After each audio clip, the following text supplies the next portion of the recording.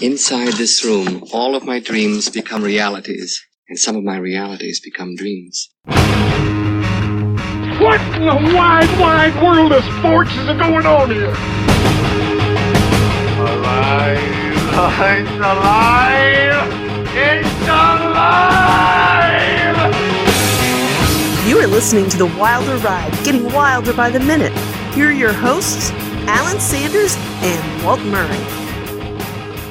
Hey everyone, welcome back to The Wilder Ride, where we are getting wilder by the minute, a podcast that celebrates the films of Gene Wilder. What are your pleasures? What do you like to do 1 minute at a time?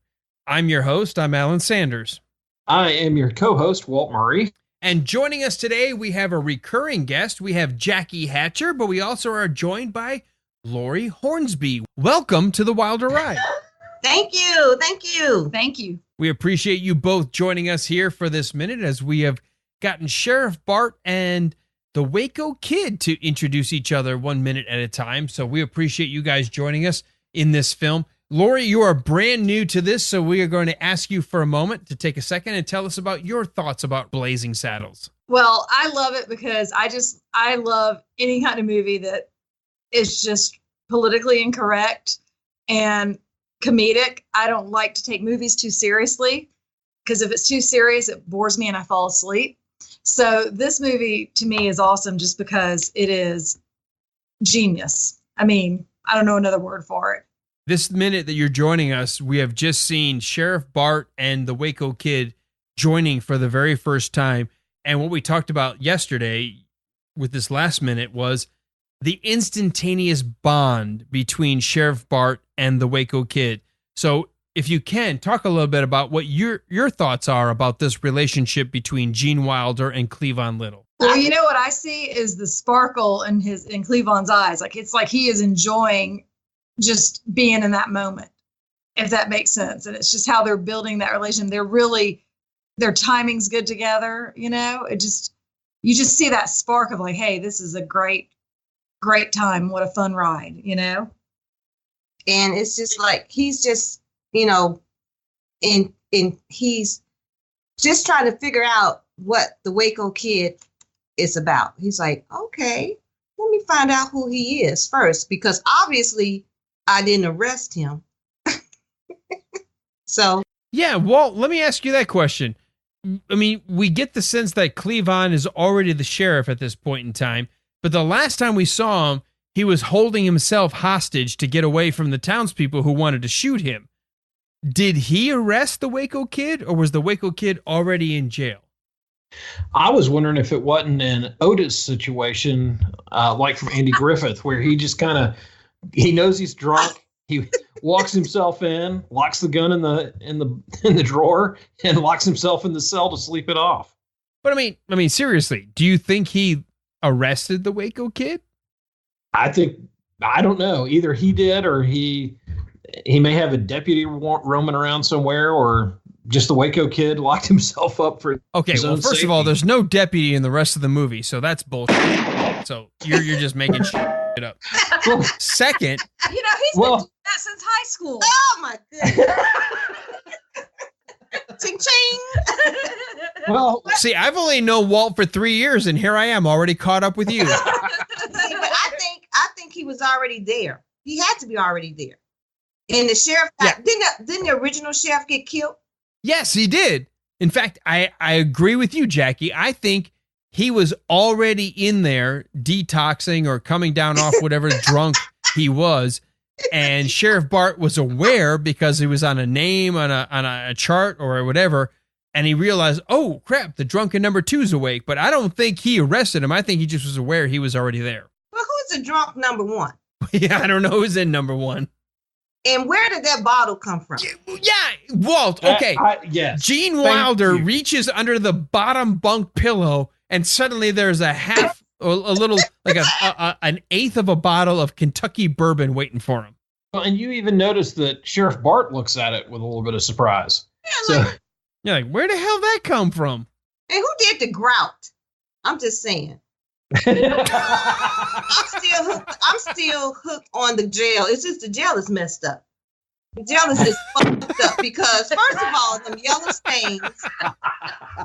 It's like everything is yellowish. I mean, in the grout. They don't do that. They didn't even have grout back in the Western days. It was mud. Well, they did have mud. Good point. That's a good point. Yeah, I'm like, okay, it's still a good movie. But I mean, what year did this movie come out? I mean, it's kind of playing homage to the era of the filming. It did come out in 1974, but they set it in 1874 on purpose. They wanted it to be 100 years older than when it came out. It's a good movie. All right, so apparently the Waco kid stashed his bourbon in the bottom bunk under the pillow. It's Kentucky rye of some kind, so it's definitely a bourbon because it comes from Kentucky, which means any whiskey that's brewed or fermented in Kentucky is technically a bourbon. Okay. That makes sense. I got nothing. Maybe they were Georgia fans. They snuck it into the games. They're sneaking it into the Wild West. I mean, I'm just saying, they didn't have plastic bags, though, so they had to. Just speaking, not necessarily from experience. No, Not that I know how to sneak into a college football game any alcoholic beverage, but I'm just saying. If you were going to do it. Oh, only if. I got to tell you this story. Okay, so the very first, I got two daughters getting ready to graduate from UGA, University of Georgia in Athens. The very first UGA football game we go to, we're running late. We're trying to find a parking space. If you've never been to Athens, Georgia, there is no parking anywhere close. So we parked like a mile away, and we get over to Sanford Stadium. We get in there, and I keep telling my wife, I'm like, I guarantee you we'll be able to get a beer. We'll be able to get you set up. I had no idea they didn't sell beer or wine at the concession stand. My wife about shot me in the stands. What? She's like, I'm going to kill you. I'm going to sacrifice you, and I'm going to eat your heart, and nobody's going to do a thing to me. I had no idea that they did not serve alcohol at college football games. Because everybody I've ever met in a college football game is already drunk. So where do they come from? You start early. Yeah, apparently.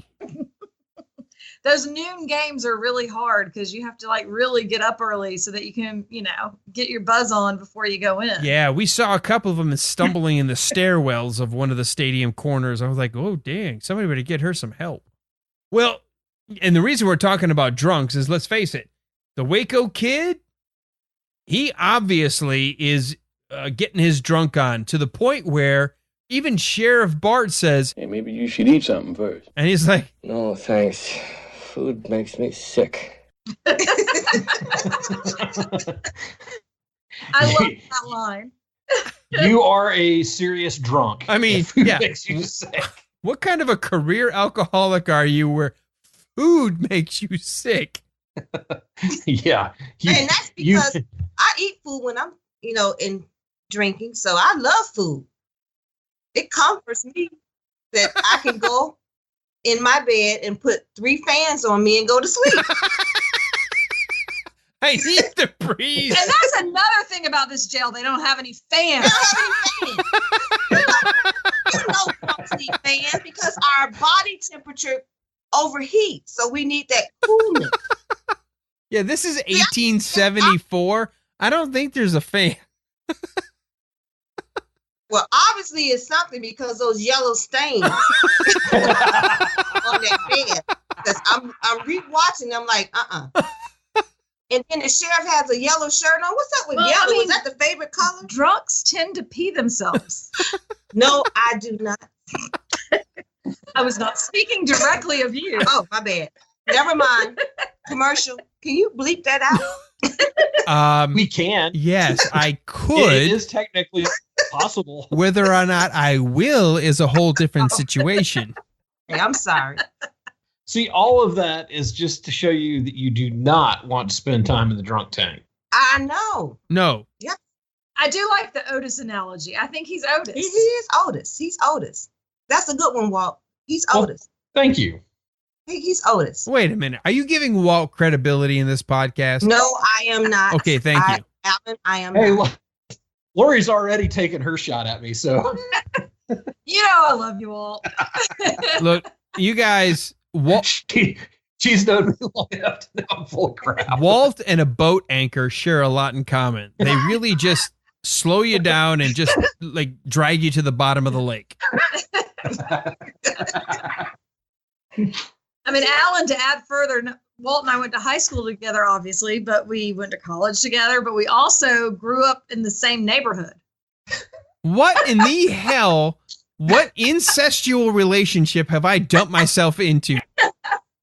Well, I am why Lorie drinks.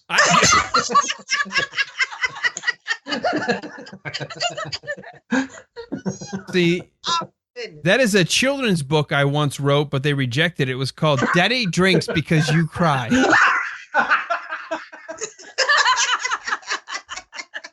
All right. Well, Lorie, since you're brand new and you're only with us for this one episode, in general, what are your thoughts of Blazing Saddles? I know you said kind of at the beginning you really liked it, but in terms of the 21st century and this hashtag Me Too, this hyper politically correct, everybody's triggered, everyone wants to shut down the minute they hear something even borderline offensive. What are your thoughts about this movie? Well, I can see how people could think it's offensive. I think people have lost perspective on, hey, this movie is filmed, what did you say, 1974? And the time it was filmed in and the way it was, the humor then wasn't offensive. Right. And you can't, now we are so sensitive, these millennials, my God, I work with a bunch of them. They're so freaking sensitive. They're so sensitive, I want to slap them. And then I remember I'm like old enough to be their mom. And that's a whole sad story, and I cry in my office. But after I'm crying, I stand up straight and I go out. And do you remember the sensitivity over the song "Baby It's Cold Outside" over the holidays? Yes. Oh, she wrote this in all 2 weeks. That was this past Christmas. They wanted to get rid of the song because of one line that said, "What did you put in my drink?" As if somebody slipped them a roofie or something. And it was like, no. All my millennials at work thought it should be banned. And when I told them they were stupid in a nicer way than that, I said, what is wrong? I said, y'all don't get that the era of that song, it was like the real issue with that was that it was inappropriate for her to be alone with a man in general. To do with it. Because, he didn't want her to leave for her safety because it was snowing and cold and, she probably didn't know how to drive. And I mean, wait. And when we were talking about this, and we said, this could be our podcast. I'm like, no, Lorie, she knew how to drive. She knew what the hell she wanted. She was just trying to, she knew she was going to stay and get her some that night. It's like, Lorie, but I don't know. She was trying, Lorie.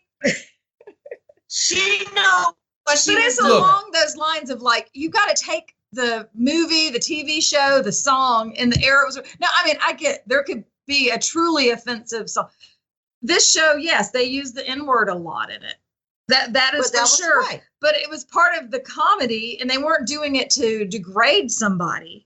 I mean, yes, maybe, but it was meant with comic timing, and either it's going to be yes or no. Which one is it, Heifer?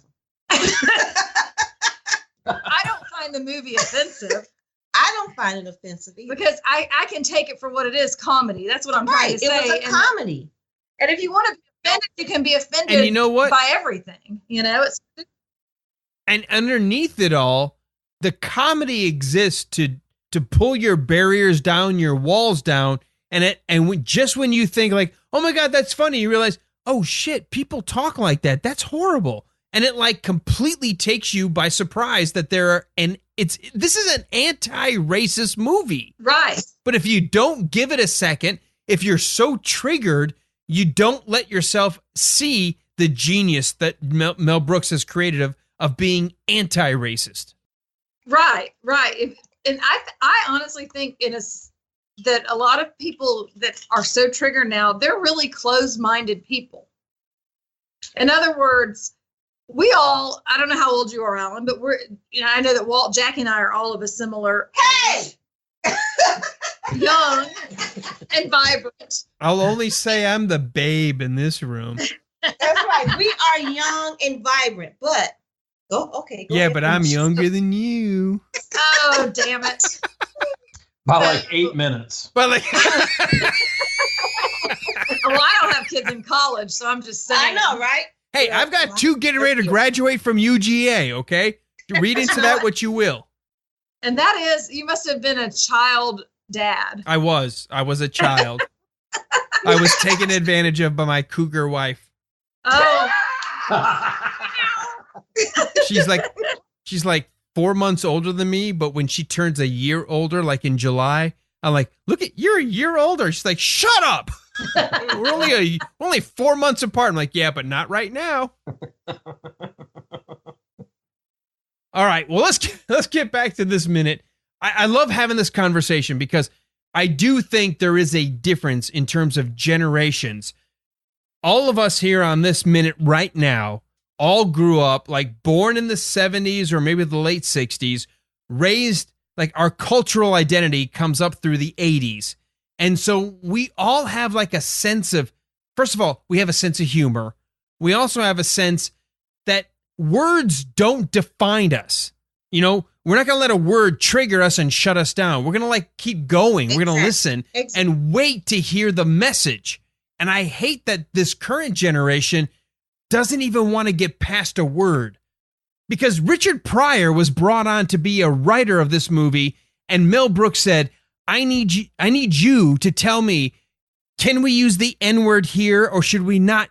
And more often than not, Richard Pryor goes, oh, hell yeah, use the N-word there because we need to paint these guys as racists. And you can't paint the bad guys as bad if we don't make them look bad. That's very true. That's true. So Richard Pryor was a writer on the show. Yes. Wow. Okay. That's where they got that. That's where they got that N-word from. Well, Richard Pryor blessed every use of the N-word, but he also, which is funny, came up with the entire Mongo character and Mongo storyline. So everything to do with Mongo was all Richard Pryor. So he came up with okay, think about this. A black up-and-coming comedian who would become pretty much synonymous with like black humor from the 70s, 80s, and even into the 90s. Richard Pryor came up with the dumb, big-ass, bumbling white dude. I thought George Jefferson did that. Guess he's moving on up. I thought he did that. Oh, wow. Okay. Okay, look at this. Think about the Jeffersons, how ahead of their time they were, just like Blazing Saddles. I mean, you had the first interracial couple upstairs, right? The best friends of the Jeffersons were a black and white couple who had gotten married. You had the maid who was a blue collar worker who had kind of like always kept George Jefferson at bay. You had Wheezy and George always like battling about who's better, white or black. Talk about a great freaking comedy.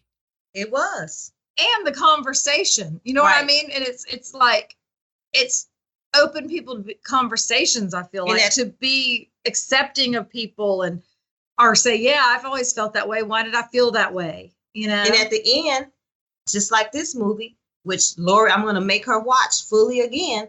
At the end of their 30-minute sitcom, he always agreed with Tom. He did. Well, and it's different today because you don't have the conversation. You're not allowed to have the conversation. You're not allowed. That's exactly right. And we don't understand it. And that's what we always talk about. We do have a girlfriend of ours that hangs, but when the conversation that we're talking about now gets started, she will walk out. Why? Why does she walk out? She gets upset. She walks out.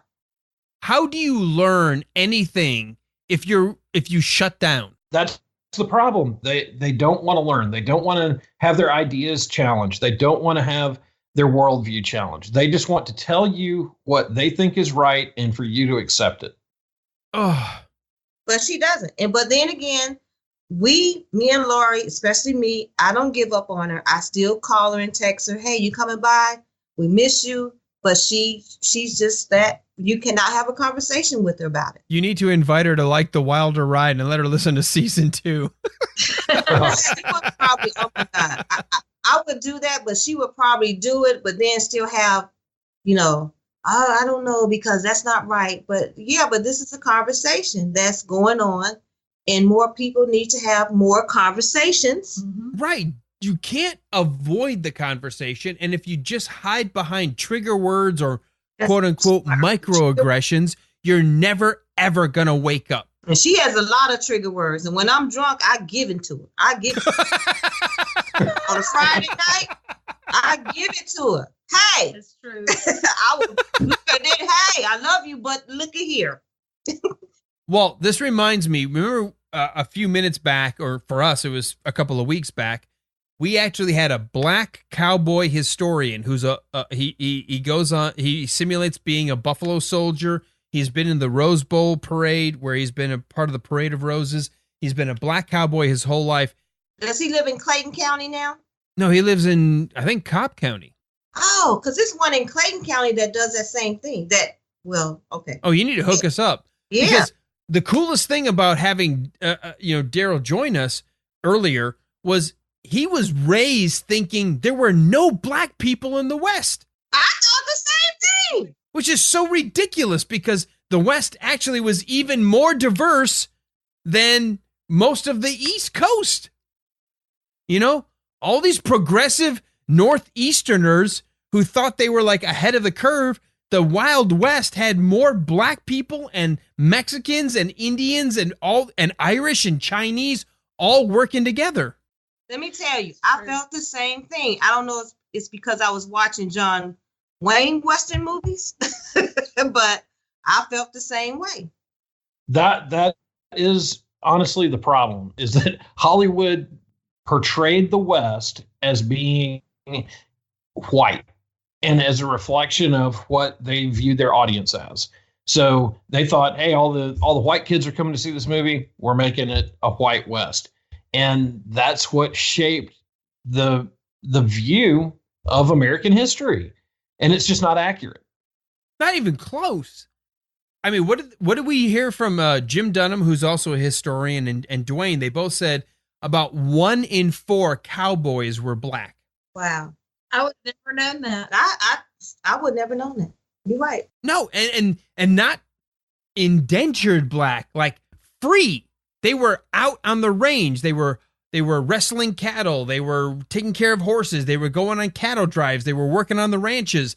I mean, the West was truly the most progressive and most diverse culture we had in the country at that time, post-Civil War, because everybody was so focused on what was happening in the East, or at least east of the Mississippi, we completely forget about the history of the West of the Mississippi. Well, we don't forget about it. We just think of it in the way that it's been portrayed to us in some of the most powerful media, which is film, because it's Hollywood. Yeah, it's Hollywood, and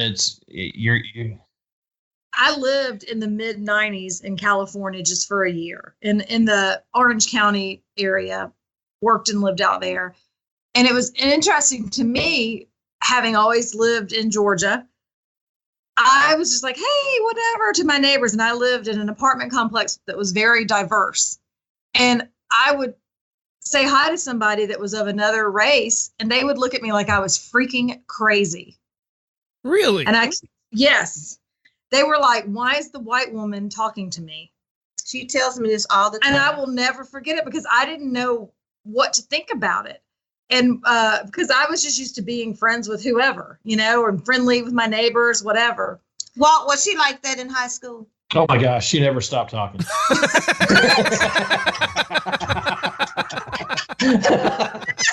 Well, but it's why it's one of the reasons why we're such good friends. I mean, she will talk to anybody. Right. And it's like she ran down that hill. Oh, are you moving in? Who is this white lady? I know ever since May 2014, we have been thick as thieves. We make sure we see or talk to each other every day for damn near 4 years. Yep. And I understand this is my best friend. I would squeeze blood out of rocks for her, but she does talk a lot. She does. I talk in my sleep. I talk, just whatever. But I think that's one of the odd things about growing up in the South. We have a horrible history, but I think that for those of us who grew up in the 70s and 80s, we grew up around each other. Right. And so it wasn't unusual for me to have black friends or to have Chinese friends or to spend time with families of other races because we grew up that close to each other and around each other and just realized, we played baseball together. We played football together. We did all that stuff together and we realized that we weren't different. Mm-hmm. And now you have this explosion in our culture that says, oh, no, you are different and you can't be that way. And you've got to hate each other and be mad at each other all the time. Mm-hmm. We have taken a huge step back in the last 15 years. And Alan, you said it earlier, just the trigger words. When you hit a trigger word, we just shut down. They just shut down. It's like, oh, I have nothing else to say. Instead of listening, listen to the whole sentence that a person is saying. Just like the sheriff said, can I help you? Or I'm the host.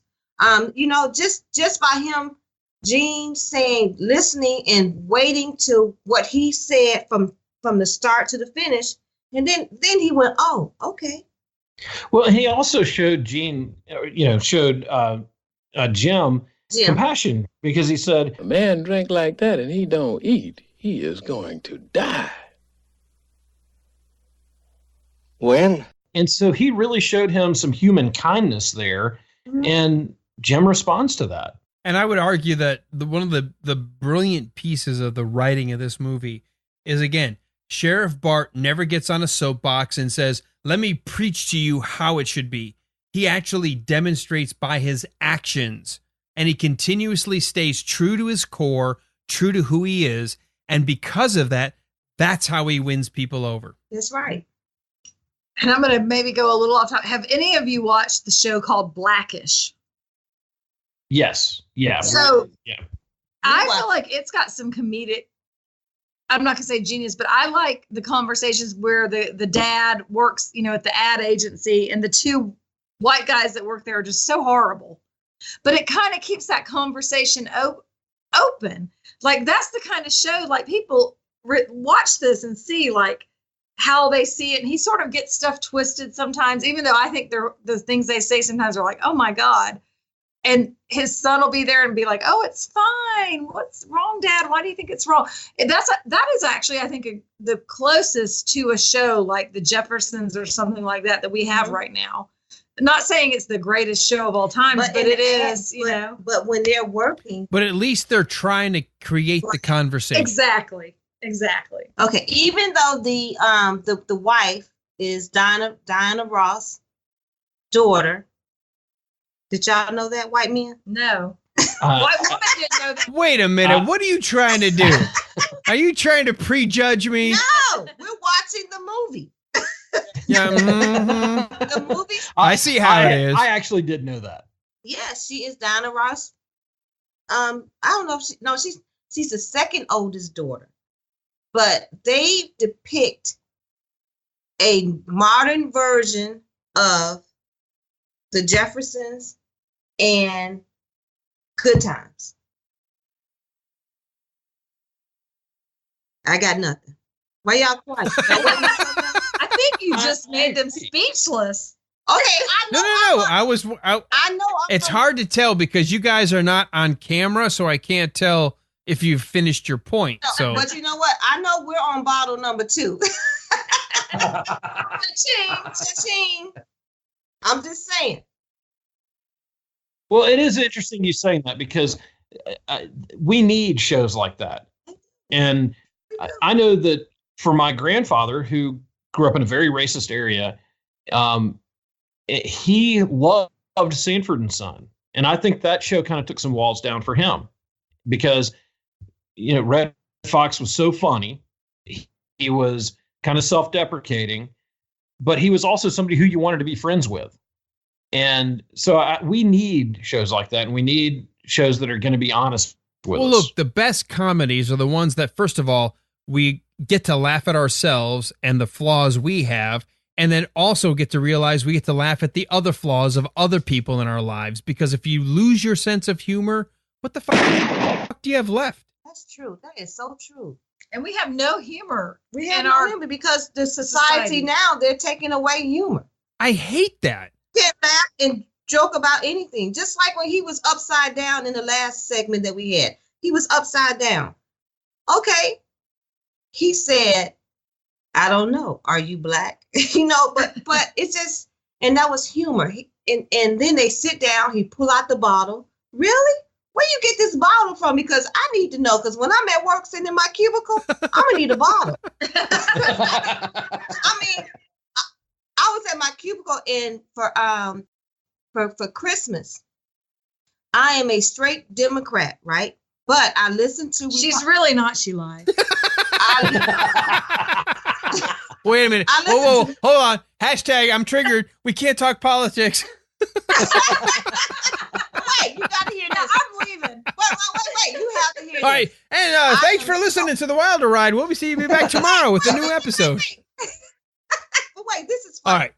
I am so Democrat. I love Democrats. I respect them. But at the same time, I listen to all news talk Republicans. I listen to them all. So my coworkers know that, right? Mm-hmm. So for Christmas, for my what is it when you white elephant? The white elephant. I guess we should rename it neutral colored elephant. Right.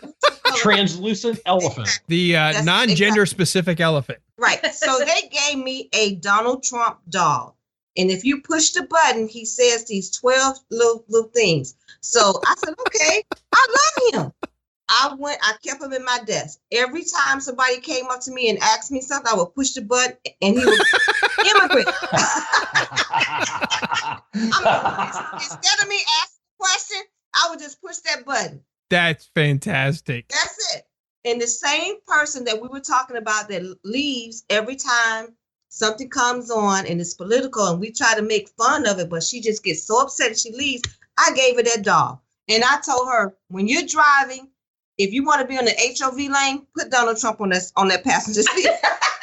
She loves it, and she loves me for giving her that doll. But I really miss Donald. Wow. I mean, he was right on the Donald point. yesterday at her house. And I pushed the button. You went to that bitch's house.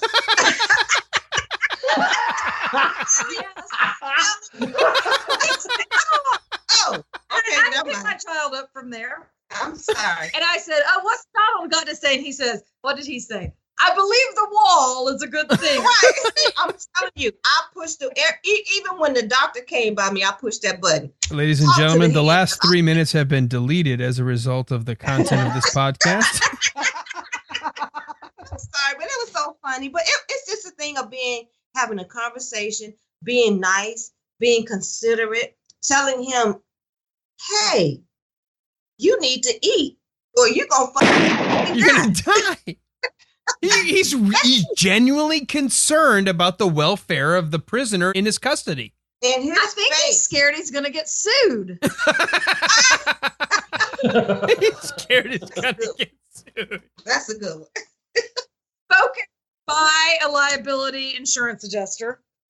Well, we're going to close out this minute because we do end the minute with him after he drinks and he's like, oh my God, a man drinks like that and he don't eat, he's going to die. And we get the, when. And then he goes, okay, Jim, since you are my guest and I am your host, what are your pleasures? What do you like to do? So we realize Cleavon Little or Sheriff Bart is trying to at least say, okay, since you're awake, I should at least do something. I'm your host. I'm going to try to entertain. I'm going to try to maybe distract you from the bottle. I'm going to try to do something to try to rehabilitate you. So even without saying the words rehab, he's like, hey, what is it you like to do? What can we do together? And I think that's going to lead us straight into tomorrow, which unfortunately we don't have you ladies back. So let's go ahead and end this with first Jackie. Let's wrap up your thoughts of Blazing Saddles. I love Blazing Saddles. I love the dialogue between the two. I love that they used an N-word, and to me, it was not offensive, but it was a learning experience because that's how life was. And that's it. I need a drink. All right. And Lorie, you joined us for the first time. Your thoughts, since it's the last time we're going to have you, your thoughts of Blazing Saddles. Well, I think it's interesting because I feel like it parallels my life with my alcoholic ex-husband, but that's a whole other story. Oh, commercial break, Sorry. commercial break. But I just had to get that out there. It made me feel better. And I think, well, what do you like to do? So what are they going to do next? That's what it keeps you thinking, you know? Is he going to walk him around and sober him up, make him drink some coffee? What's he going to make him do, you know? Right. Is he going to get better? You know, that's what I like. It's just to me, it's a genuine movie. It kind of is about friendship, right? Breaking down barriers. I mean, No, I think you're right. I think that it really does lead us into tomorrow to wonder, you know, like he's reaching out. He's saying, look, I'm your host. I mean, he's in the freaking jail and he's the sheriff and he's saying, look, you're in the cell, but I get it. You made a mistake. You were drunk. We had to put you in here to kind of dry out. But you know what? I want to make this agreeable. So what can I do for you? So we're going to have to wait till tomorrow to find out what Jim wants to do. So Walt, before we get to tomorrow and like teasing what's coming up, do you have anything left in your notes that we didn't talk about for this minute? Just pretty much everything that was in my notes. But wait, are you suggesting we didn't get to any of the notes you wanted to talk about? One of the things I wanted to mention is we had another couple of great comedic pauses. Yes. When he says, if you don't eat, you'll die, and he pauses and says, when, which I think is a great line. And then towards the end, towards the middle, he says, What's your name? Well, my name is Jim, but most people call me Jim. that was my favorite part. Yeah, I do love that line. Both of those are real favorite lines of mine, and I really love that most people call me Jim. It's just I don't know why that is so funny, but it is a great line. No, it's great because you're expecting something different. You're expecting him to give him a nickname or something else, but he repeats the name that he already gave, and it's brilliant. But it's only brilliant because of the way Gene Wilder knows how to hold, pause, and then give you the punchline. Yeah, he does, and it is such a plain, mundane line that really does hit you so well. It does. And it's a very memorable line. A lot of people will remember that line of when he says, my name is Jim, but most people call me Jim. You know, it just hits you. It really does. It's just typical Gene and his awareness of what is funny. Yeah. Gene is just brilliant in this role. And he must be, because like we talked about a couple of minutes ago, we finally get introduced to him. And it's a third of the movie is already complete. And yet he gets second billing in the credits. And so many people think of this as the best movie he's ever done. I still go with Young Frankenstein, but so close. These two movies are so awesome. I know. Young Frankenstein is fantastic. I just think because of the overall message that this movie delivers, the whole, you know, the punch in the face of racism, the whole wake up, judge people by what they are, not who they look like or what they look like. I think that edges it for me. I mean, Young Frankenstein is freaking amazing, but this movie the message of this movie is just over the top, and I think that's why it edges it out for me. I can't disagree with you. I just think that Young Frankenstein is one of the funniest movies ever, and this is just just barely a second. All right, before we set the table for tomorrow, ladies, anything else you've got for this minute? No, we got nothing. It was fun. We had a great Got time. nothing? Please invite us to more segments. We would love to join you guys. You know what? We have been so happy to have you and your perspectives on this film, and we appreciate you joining us. It's just been fantastic to have this conversation. I got something because we never used it. Nick, please. Oh, another word I got to bleep before the end. Thank you for joining us for the last episode of And The so Wilder they will never be joining us back here on the Wilder. I guess we could ask, are y'all game when we get our podcast going again to do a questions out of the hat, honest answers episode. You know what? That's right. Absolutely. We need to have a 4-way conversation, not just black and white, but male, female. Let's do it. In fact, since we're on that topic, let's go ahead, because you never know when somebody's stumbling across this episode of The Wilder Ride. So tell us a little bit about what you guys plan to do, and maybe you've already got episodes in the can. So tell us about your podcast. Our podcast is about black and white issues, but in a way that how were you raised versus how I was raised. And it's called Opinions in Black and White. And we sit around and we drink our wines because it's Friday nights, and we just sit and drink and we talk. And we actually love just dialoguing about how I grew up, and Lorie would ask me how she grew up, and then we would go, okay, well, it was different, but it all comes out the same way.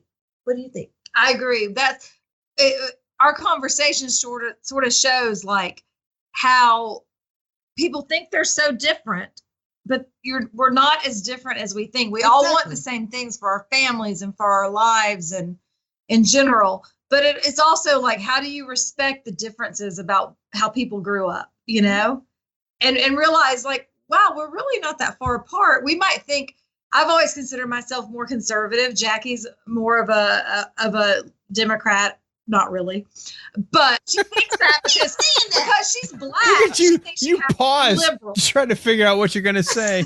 You don't ever know what's going to come out of my mouth because it's never right. But because she knows, she's like, Lorie, if I wasn't your friend, I'd probably slap you. And I'm like, well, you know, I say it like I see it, but it's like her and I, even though well, I will just say at the last election, I'm not going to get into who I voted for. I called her. I was coming back from Alabama for work, and I had to go vote. And I was like, literally like, I don't really know who I'm going to vote for because both choices suck.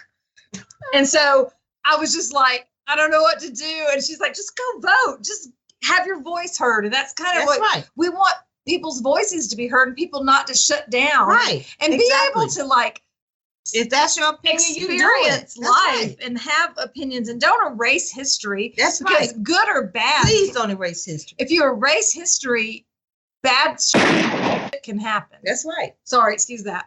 Bad stuff. No, can happen. it's okay. You know what? Please, when you guys ramp up, and by again, people may be stumbling across this 2 or 3 years after we've recorded this.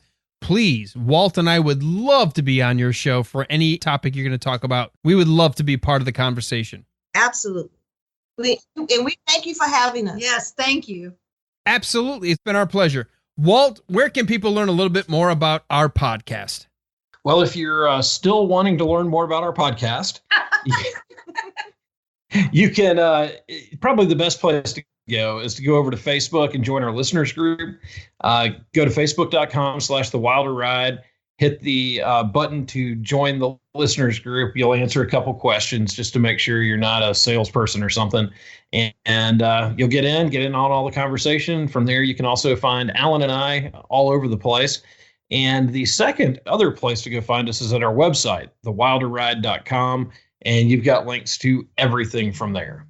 All right. We'll come back tomorrow. We want to encourage you guys to rejoin us here because we've got a Friday coming your way. We're going to have Jonathan Howell and Chris Ramirez of the Minute Impossible, which is a franchise dedicated to breaking down the Mission Impossible movies 1 minute at a time. They'll be joining us for a Friday. And we're going to start off with in the minute. We're going to start off with minute 35 with, I don't know, play chess, screw. I'm interested. But we're going to end the minute with, he had the fastest hands in the West, and then gets corrected with in the world. Another scene between Bart and Jim as their friendship continues, and we learn a little bit more about the drunk in number 2. But you got to come back tomorrow for this, The Wilder Ride. Oh, look at they're high-fiving each other. You're not supposed to see us. You said you didn't know us. Look, it sounds like gremlins in the other room. It sounds like they've all hatched and they're all going on a killing spree. You know what? That's wrong. Hey, look, I'm not in charge of your computer. I'm over here on my side. I got nothing to do with it. I don't know what I'm doing. I answered the call. It is how I moved way over here You see on my box. You see what I'm saying? That's wrong. That's wrong. Yo, I can't see you right now, so you need to like jiggle in front of the computer. Don't you love this though? It's like, oh, no. Oh no, look. I like that. You got a little tied up tassel around. Oh, there you go. Jackson. That's It says Jax and. Jax and. Or is that just short for Jackson? No, it's short for Jackie. These white ladies call me Jax for some reason for the past how many years? 4 or 5 years. Yeah. Instead of Jackie, they call me Jax. So I just put Jax. I call you Elaine. But it says Yeah, when you're Jax, mad- and then you've got an ampersand, which means Jax and. But that's because it was 99 cents. Well, all 99 cents. So I just want the and symbol. I think that's just like the kids' way of texting Jackson. You see how I switched it out? You know what? They lied to us. They just could see us all the time. That's wrong. I didn't say anything. You guys put your camera on. I am not in charge of your computer. No idea, but you know what? I'm gonna learn. But Alan, are we still taping? Yes, we are. Okay, I'll wait. Cut.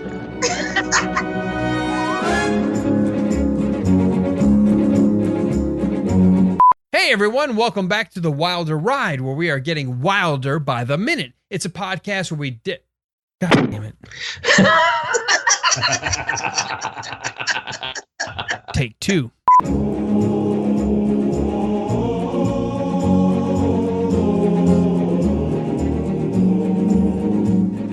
Hey everyone, welcome back to the Wilder Ride, where we are getting wilder by the minute, a podcast that celebrates the films of Gene Wilder. One, are we? Shit, that's not the right minute. Hold on.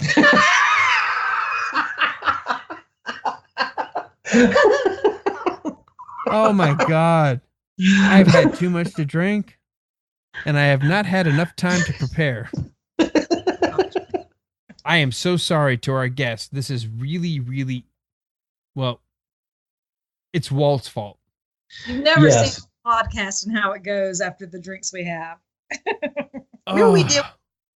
We put a questionnaire inside of a. We put questions in the In a hat. in a hat, and we pulled them out, and then we just answered. All right, I'm ready. I swear to we're God, ready. this time. Third time's a charm. And we've got Jonathan Howell and Chris Ramirez of the Minute Impossible franchise. Good join us. And I'm going to start it again so I don't stumble. Dang, Alan, come on. Yeah. Floppy?